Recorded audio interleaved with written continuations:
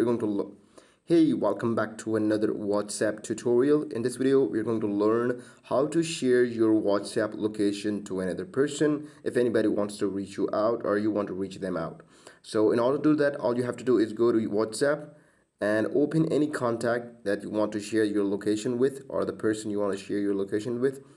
And in here, whenever you get to contacts, click on this attachment buttons, click on it, and here you will find multiple options. You're gonna click on location, click on that.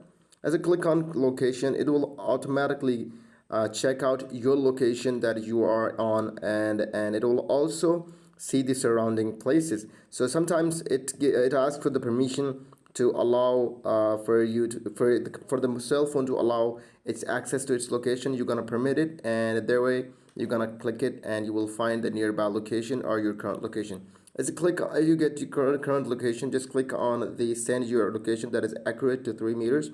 Click on it and automatically you will see that you have sent the location. That's how you're gonna send your location, and that's how you're gonna send your location to a person and get them to get to you. And that's very easy and useful method. And if you think you like this video, please make sure to leave a comment below. We'll catch you on the video. Keep visiting Tides Schooling.